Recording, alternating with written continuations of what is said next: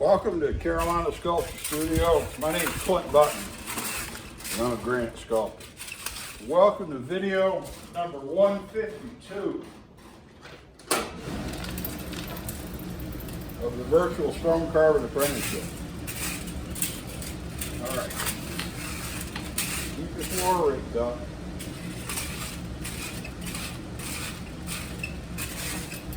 Because what will happen is you'll have enough debris on the floor that it makes it difficult to have a nice place to sit. You get one little rock, and a little tip, and a little rock. Just keep your chip raked up. And I haven't lost any chisels lately, so that's not as big of a deal right now. But you really have to have a chisel or a pencil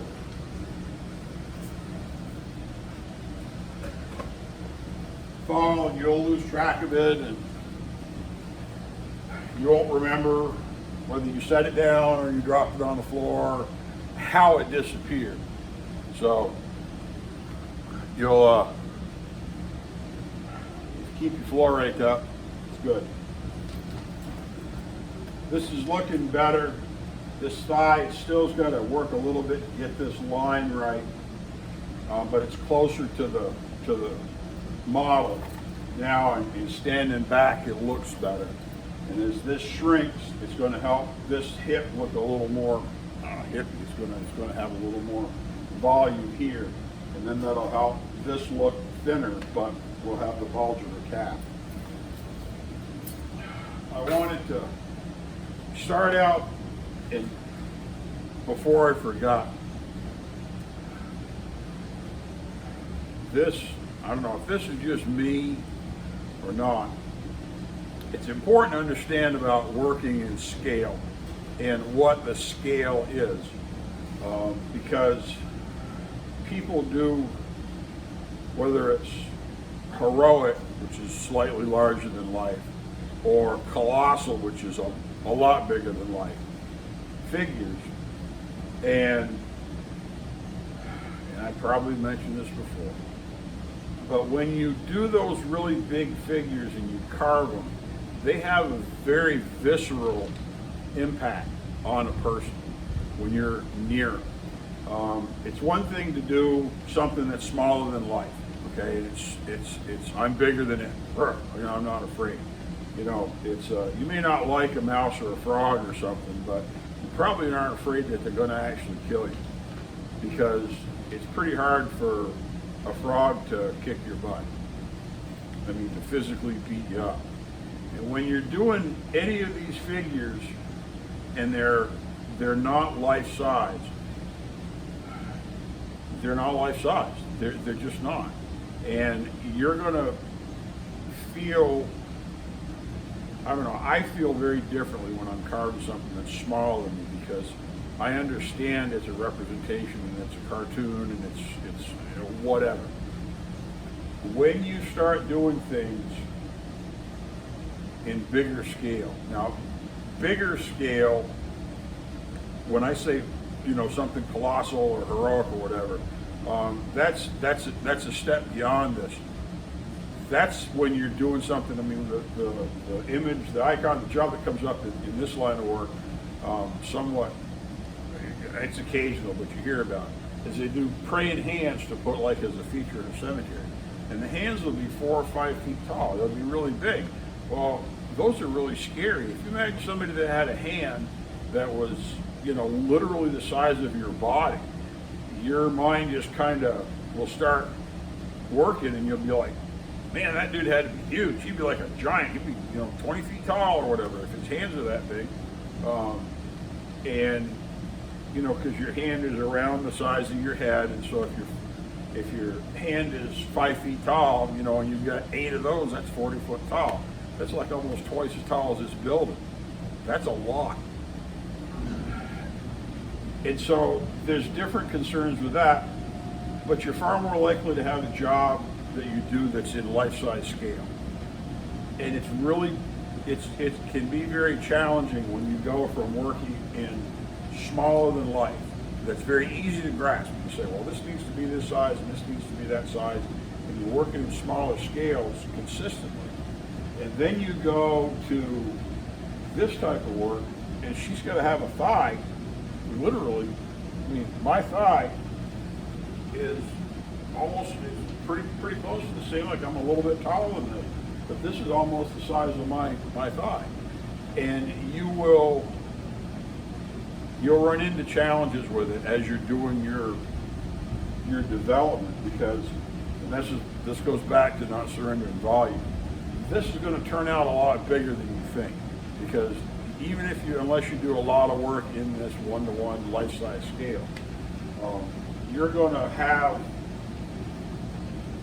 to risk saying, oh, that's big enough for a leg, whack, you tip that knee right there, and all of a sudden, it's not. And now you got to figure out how to do it when you're direct carving. You know, when you're doing clay, you can work it up and do a life size, but you know, life size scale, when you're doing something that's actually life size, a lot of the details tend to be bigger than what you would initially think if you're used to working in a smaller scale. And I just wanted to bring that up because it's real easy to let your mind drift and think you're carving something smaller when it's really got to be big. And you know, as depending on your familiarity with the human body and how much time you spent interacting with live models, or you know, if you're in a relationship, whatever, you really have to stop and think for a minute. Wow, that leg's really going to be, you know, a few feet long. You know, that femur is going to be, you know, 1.5 feet long or whatever, because it's not typical of the smaller work.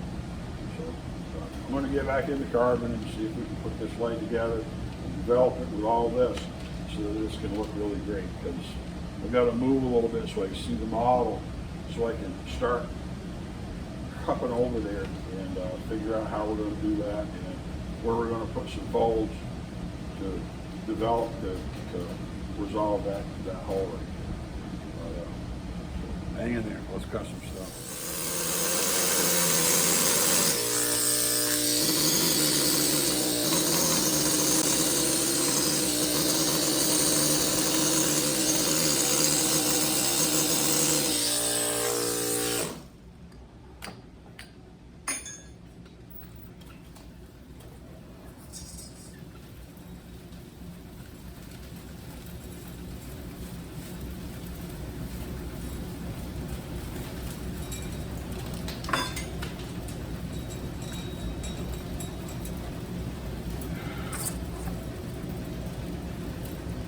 All right. It isn't perfect, but it's coming along pretty well. As this narrows up, as I tighten up around her calf here, this is going to move over now. Remember, our center line's over here. She looks kind of wonky, you know, me sitting here looking at her, but we're in reasonably good shape. This knee still isn't quite as proud as I want it to be. I've got to push this back, tip this. Still got just a little vestige, faint little bit of that point we put right on her knee right there. And that'll axe off. But I need to drop it down, just a little bit, you know, because we're going to stretch it down here. So that stretch is going to make this look a little different, but you should be able to see that we've got a lot of the same flow going here. This still needs to be tuned because as the leg gets wrapped up, as I get the shin bone, you know, the front of the shin right here, that will create that flex. We still have to worry about where we still have to anchor this other end up here. And so between the two of those things, that will define where this little hook is that you can see over on her knee, where it comes down and across her leg. And I think we can clean this up enough that I don't think that's going to be any issue at all. It'll change a little bit, and we'll just do the drapery a little differently. And we don't have to follow every single thing on that perfectly, as long as the drapery looks believable. And but I'm really happy with, it's hard to see, this will help. This is in behind already, but this has got a really nice pendant drop, and you'll see drapery that people do, and they do it very stoically. It looks very stiff, and this will be a perfect curve. Wow. Okay, that really isn't the way things look in real life. This has got a nice, it drops right here, and then it kind of bows a little bit, and it pushes a little bit out as it comes back in, because it would normally deflect. If you had a tight thing and you pick this up here, it's going to put some energy into it, and it's going to cause that curve, that type of a OG or that sign. This has to go in more, but this is pretty close to where it needs to be in terms of towards the center line. But this still is an inch above the background, and on the job, it's pretty close there, but the fabric goes all the way to the about the border. So there aren't a lot of I'll have to look at the videos. I don't remember if I've shown you like the catalogs that we use, the old pattern catalogs, like a DePrado or a Caproni. You know, we had somebody that called up just recently about doing some restoration work, conservation work on some old granite, some old concrete statuary that was on a site that he was working on. And it took me, you know, 5 minutes to get out of the Caproni and find them and say, yeah, this is this and this is that, and this is the version that's in the Berlin Museum, not the version that's in Rome. And those old catalogs really work. They're not easy to find anymore. You know, I've had mine for 20 years, and they were a challenge to find them. They've got a lot of drapery in them, and you don't have to have the entire catalog. You can get just, you know, the small pamphlets, I don't know what else to call them, that they'd send out that were just 4 or 5 pages. They'll have a lot of drapery like this. Another good source that you might not think of for drapery is go to the grocery store and buy one of those or two of those celebrity, you know, the Inquirer or Star or something like that, that have all the movie star people on the red carpet, and they'll have all kinds of gowns, and a lot of them will, you know, they'll take pictures of certain things where they've got somebody that fluffs the dress all out on the ground, and you'll have all kinds of examples of drapery. You see how fabric really flows in real life versus, you know, how people represent it in plaster.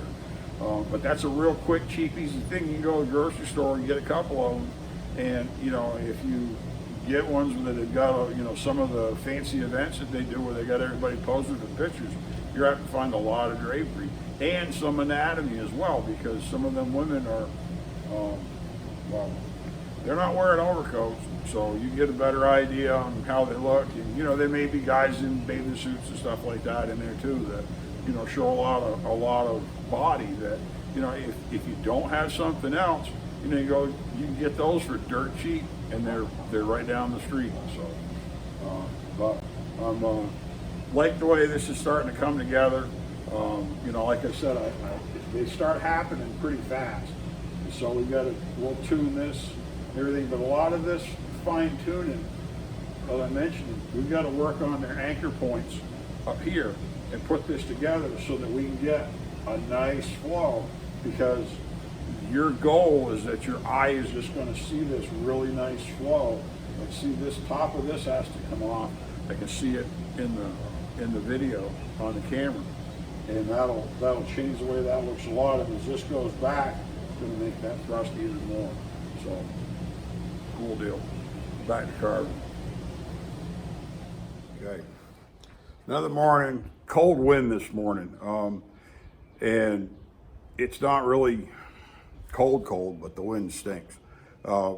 So I keep a down vest, and I've got just I've got a couple of these lightweight things to cover up with, and the down vest is really nice because it isn't too hot, it isn't too cold. Must be shrinking because it doesn't fit me like it used to. you know. But last night I was doing dinner and made some Hassenpfeffer. I had rabbit and wine, you know, rabbit stew and everything. And I cut my fingers on the foil of the wine bottle because I was trying to use a little bit for the marinade and cooking, and then corked it to save it for dinner later. And I cut my fingers and they're in a really awkward spot. What I found over the years is if you cut your knuckles, Band-Aids just don't work. They don't stay on. The Pro-Band, kind of the flesh covered wrap that's flexible, that looks like an ace bandage, but it sticks to itself. What happens with that is that as you wear that on your hand, if you put it on tight enough that it doesn't fall off, it's loose enough and it gets dust in it and it just comes off. It won't stay in place. So what we use is this just white adhesive tape. I always buy the wide tape. This is, I don't know, it's inch wide tape. Because we do the same thing with this that we can do with the duct tape, is you can split it and have it be narrow. And that way you can tear it and have it be narrow if you need it to be, or have it be wide if you need it to be. The wide doesn't always fit, the narrow does. And so what I'll do, I don't want to tape the actual wound. Take a small piece, tear it off, and then stick it on the adhesive side so nothing will stick there. And now I can wrap that pretty well.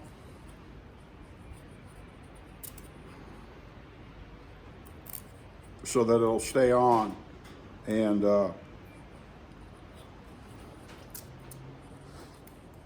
because what's going to happen is, and if you want to put some, you know, at night you can put your Neosporin or whatever, this will stay on a lot better than a regular bandage, because that bandage will tend to get grit under it in the pad. And I stick it to where there's just a little bit, because this other cut's in a really, really bad spot. Boy, you get on these pads of your fingers, and what'll happen is that and this isn't on my chisel hand. It'd be worse if it was on my chisel hand. But the vibration of the hand machine will cause a lot of flex in your flesh.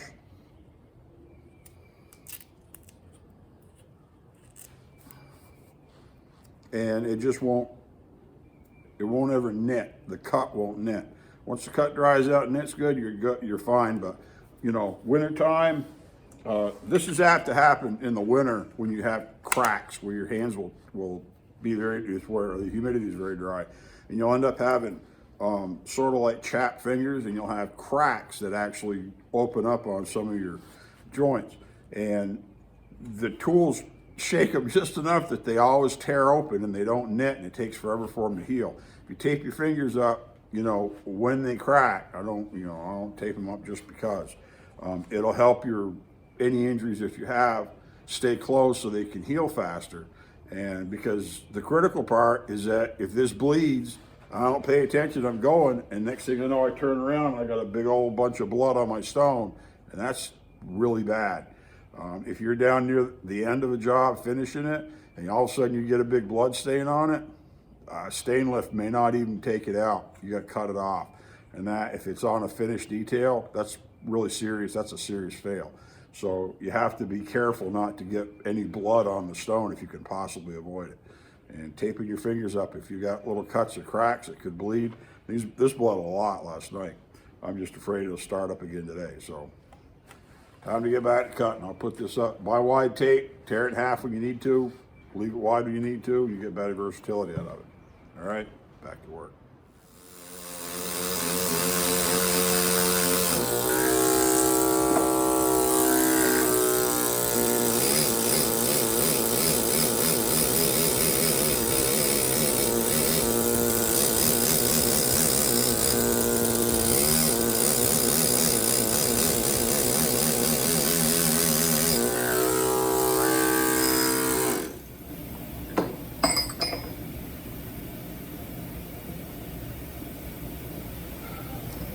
As I'm shrinking this, I'm trying to get this developed where this looks like that.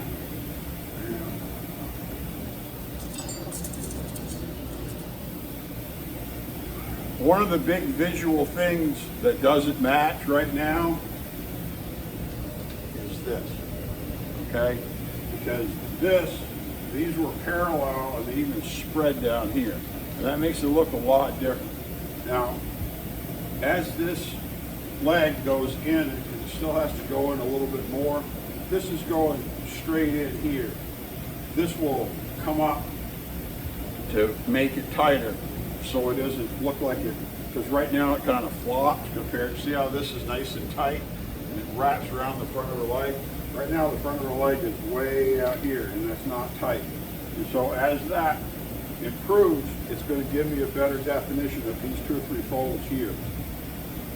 And like I said, you still got to make some decisions around this hole and where our tension is going to be. Because that leg is behind, that hip is behind, that should be fine with the front of her leg, but we've got to make this drapery look good. But right now I'm going to tune this a little bit, get this edge, move this up, sink that just a little bit so I can capture this edge here so they come together, because these come together and converge down in here. These should come down and meet, and they should slowly come to each other, not spread apart.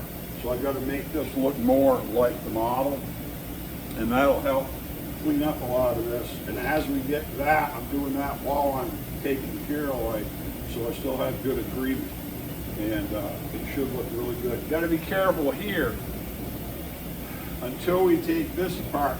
This should be fairly proud. This should be high, so we don't want to cut in here and have it curve back in. It curves in up here at the top near her waist, but this has still got to go in and up because her waist is up a lot higher. That hand, her waist is up in this area. This is like the top of her waist, the bottom of that drapery. So we've got to still move this up a lot, because typically the posture will be that the belt on these female genre figures is going to be higher, more on top of their actual abdomen, as opposed to being the hip hug or low look with her stomach all down here. It's going to be up top. It's going to be up in this area, and in a belt of modesty. And so the waist is going to look really long, and the chest is going to look really short. So it would actually be right in here, which isn't far below the breast. Okay, about the bottom of the rib cage. So this is, up in that area where that's going to be. So we got to make sure we don't sink this too much. We want this volume here, and as we work this back a little bit, it should look really good. Okay. Back to work.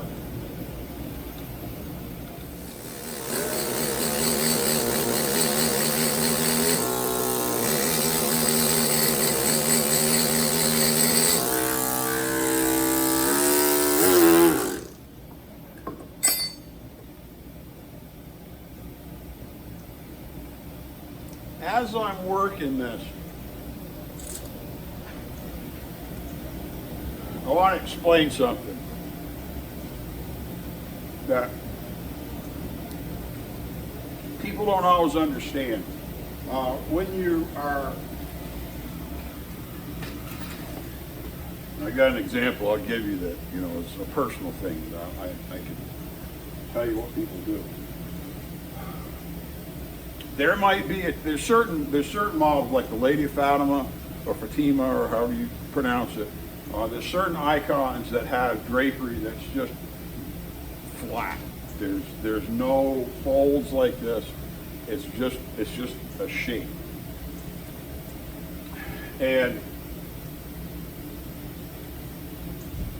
you may be tempted, say you sold an angel, John, to somebody. You may be tempted to make her very graceful and not have the complex drapery or the folds that you may see as rope.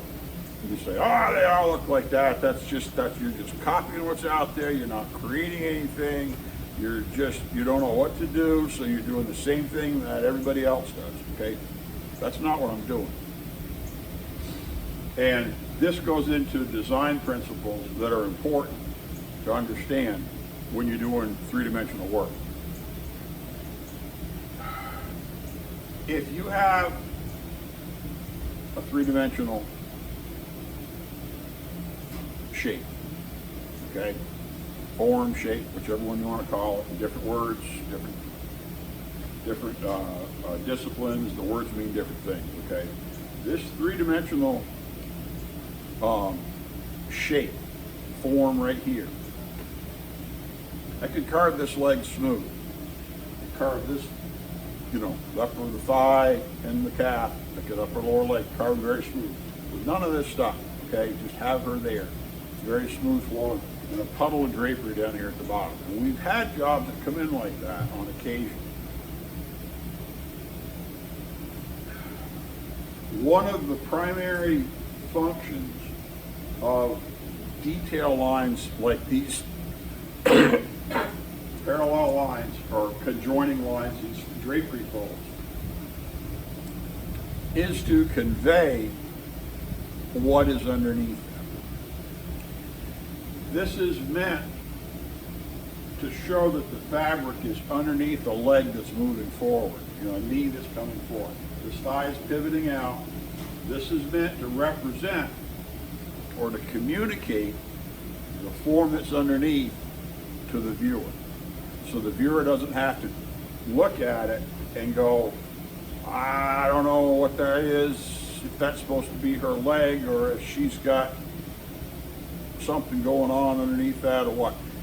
You're trying to provide some help or some benefit, some aid to the viewer so they can look at this and in their mind can say, oh yeah, that's fabric going over where her thigh should be, so this is her leg.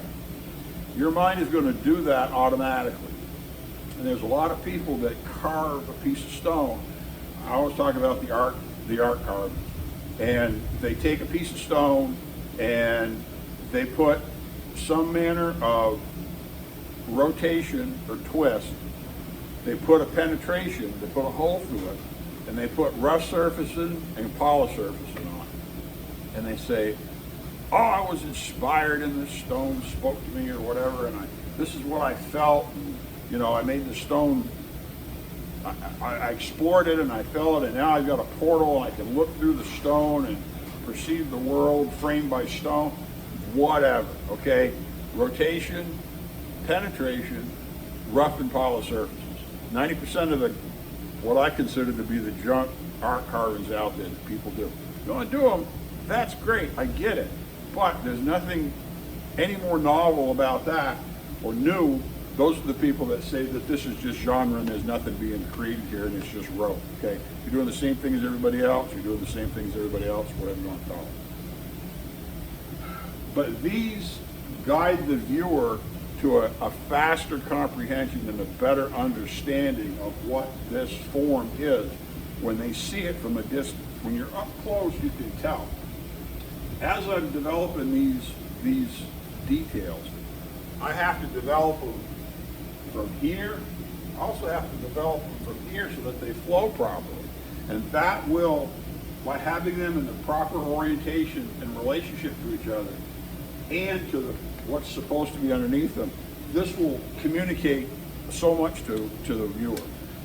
One of the things that frustrates me a lot is I like old cars. And people take old cars and they strip all the chrome molding and stuff off and smooth it, because they're going to be all smooth and flowing and cool. Okay. The problem with that is these lines of the trim on that car, that stuff is there so the overall mass is divided into smaller portions so the viewer can process and comprehend it more quickly. And the detail that's on there helps communicate what that shape is as well. So as you move around that three-dimensional object, you can comprehend the shape more quickly because there's something there that catches your eye and it provides a reference point, whether it's a high point, a low point, a dividing point, a bisector, whatever. It allows you to digest that object more rationally in your mind, okay? So these are important, and this is why once we get this together, and you should be able to see that this is, over here, this is all getting, this is close to it. It's still fat, but it's getting smaller, and it's approaching that, okay? So let's see how this goes. All right, time to wrap this video up. And I want to pay a little tribute. This is because these videos are online, they're just online all the time. They're going to be online and nobody's going to know what day it is. But today is March 6th, okay? And I would be derelict in terms of my masters and who has inspired me to not point out that today is Michelangelo's birthday. I'm not Italian, okay? I can't speak Italian. I know some words, but I'm just a guy, okay? I'm not Italian, I'm American, okay? And but I have been and I always, you wonder about, there's masters that and you're very familiar with them, and then there's masters that inspired you that you'll never know, and you try to know them through what they did, usually before you were alive or in a distant place where you couldn't physically interact with them. I don't know if one of the few things I would do if I had the opportunity was to touch and handle and go over work that Michelangelo actually did. His paintings, his architecture is impressive. It doesn't speak to me like his stones do. And one of the things that amazes me the most about his stones is that I can see, particularly in the Pietà. Now I've got a stack of books. These are all Michelangelo books, okay? And I can very easily tell you that my two favorite ones, and I'm assuming there's more of these. This is a souvenir book. Put it up to the front right here so y'all can read it. From the Medici tomb. And that I bought for a few dollars just down the road from the studio in Vermont. And it has some really big, large format pull-out photographs that are in some very large dimension images. So they really can help you understand both what he did and what he didn't do, and they're just amazing. I mean, breathtaking, unbelievable. And it just happened to be on the shelf, and nobody bought it. Nobody was buying it. I couldn't believe it, so I got it. The other one that I've done the most work out of, I think, and studied the most, is this Michelangelo Pietà. Okay, can you see that? It's a book that was, I don't know how many prints they did, but it came out in 1975 was the original print. And this is just pictures. The author had an opportunity to go into the Sistine Chapel and have full access to take photographs of detail of everything, tremendous pictures, all this. And what you'll find by studying it is you'll see things that were done very well, which is it's a mind-blowing piece of work. But you'll also see that he did things just like we do. And Mary's face, is lopsided. This side's very tight and thin, and this side's very fat. The eyes are not even. And when you take them, you take these images and like Xerox them and reverse them, it's very easy to see that. And those shortcomings should be inspirational to you, because even the greatest sculptor that ever lived, Michelangelo, was a man. He had to learn. Like I said, the stone just laughed at him. The stone didn't care what he saw in it. The stone says, I'm going to prove to you that I'm more important than you are. And the stone did. The stone shows that he created works that were amazing.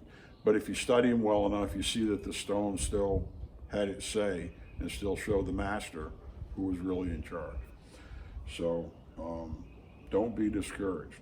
And I don't know what Michelangelo was like, good, bad, you know, all the stories you read, try to reverse engineer. What he did in stone has changed my world, and it's who I really look up to as, there's a lot of other people that did work that may be considered more amazing or more dramatic, or, you know, they carved somebody under a net with all kinds of penetration. You know, those are parlor tricks, okay? They were trying to outdo somebody that worked more simple and blew them away, that did it first, okay? So, but anyways, enough of me rambling. Happy birthday, Michelangelo. We'll wrap this up. I think it's going to be a long video.